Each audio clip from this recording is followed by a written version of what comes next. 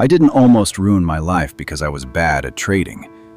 I almost ruined it because one lucky win made me think I was special. And that is exactly why long short is more dangerous than taiju. A dice game makes you feel reckless. A chart makes you feel smart, right before it destroys you. 2 years ago, I was 27.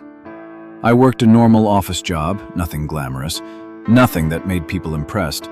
Just a tired man answering customer messages all day, going home every night to a small apartment and a woman who still believed in me.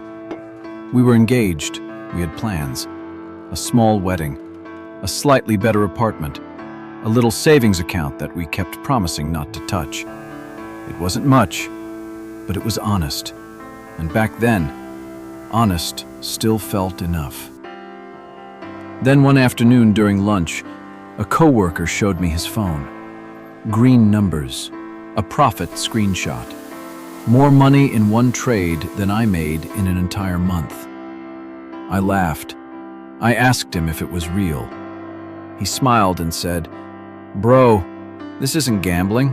This is futures trading. If you know the market, you can make serious money." The market. That word was the trap. Because gambling sounds dirty, but the market sounds intelligent, calculated, respectable. It sounds like something a struggling man can do without feeling ashamed. So I downloaded the app. At first, I only watched. Candles going up, candles going down. Red, green, red again. People online spoke in a language that made them sound powerful. Liquidity, breakout, smart money, leverage, market structure. I barely understood any of it, but instead of scaring me away, it pulled me in even deeper, because I thought, if I can learn this, maybe I can finally stop being behind in life. Maybe I can stop counting every dollar. Maybe I can stop pretending not to worry. Maybe I can become the kind of man who fixes problems instead of surviving them. So I opened my first trade. Small amount, small risk. I lost. Then I tried again. Small loss. Then one night, everything changed. There was a sudden move in the market, fast, violent, the kind that makes your heart race even if you don't understand what you're looking at. I clicked into a long, almost blindly. And then, the candle exploded upward. My balance jumped so fast I thought the app was glitching. I refreshed the screen once, then again, then again. The money was real. Not enough to change my life, but enough to change my mind. That was the most dangerous money I ever made, because I didn't walk away thinking I got lucky. I walked away thinking I knew it. That was the beginning of the sickness, not the loss, the confidence. That's why long short is more dangerous than taiju. With taiju, deep down, you know you're at the mercy of chance. But long short lets your ego wear a suit. You don't say, "I'm gambling." You say, "I'm analyzing." You don't say, "I'm addicted." You say, "I'm improving." You don't say, "I'm chasing losses." You say, "I'm waiting for the right setup." It gives your greed a smarter vocabulary, and that makes it harder to detect, especially when the person lying to you is yourself. After that first win, I changed.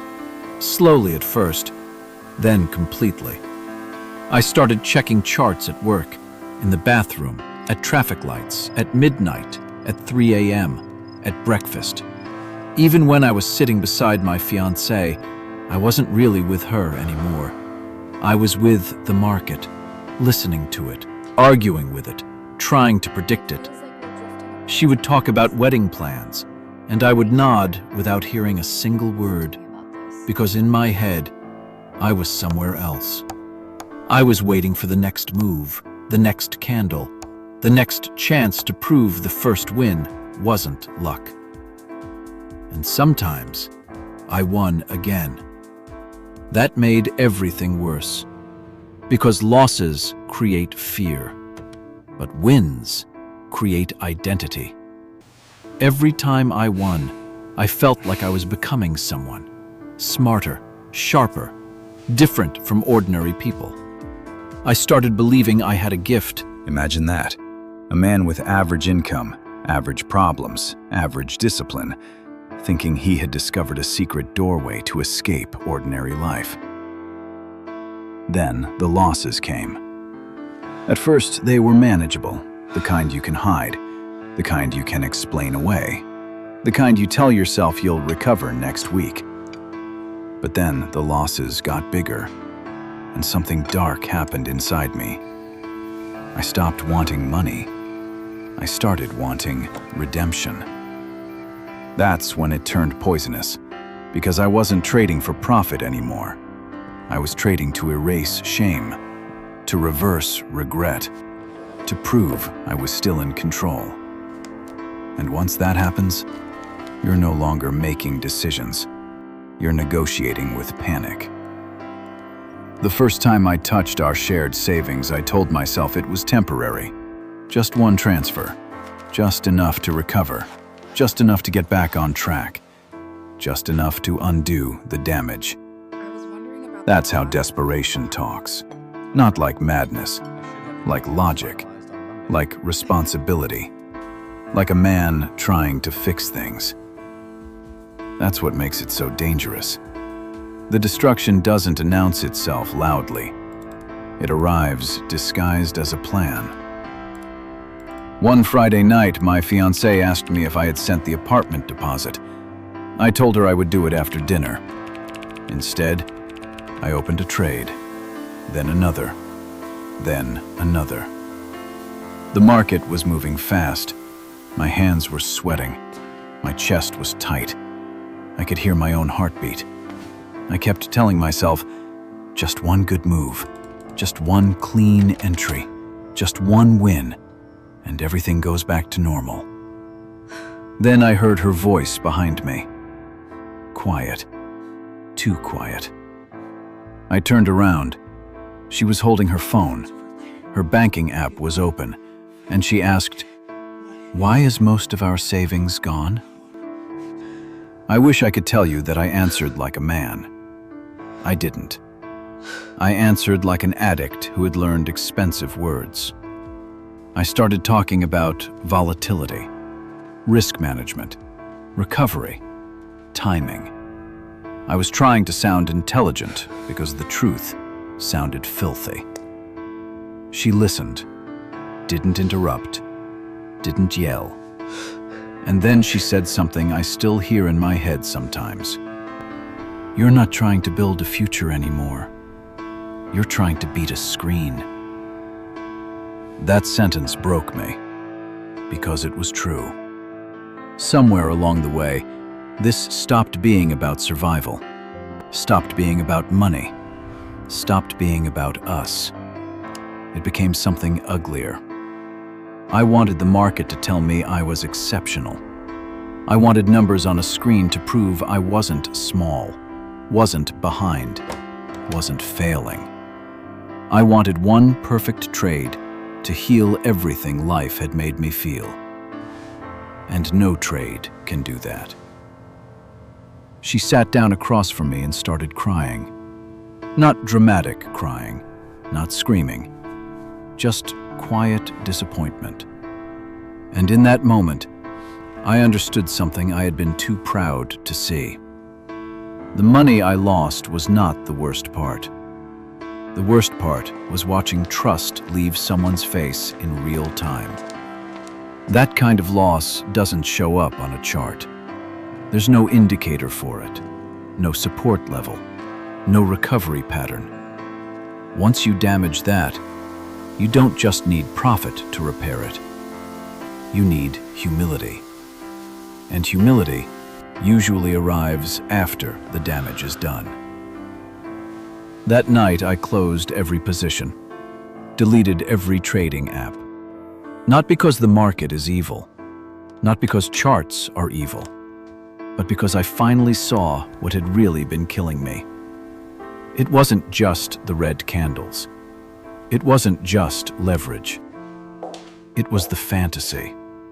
The fantasy that I could conquer uncertainty if I stared hard enough, studied hard enough, risked hard enough.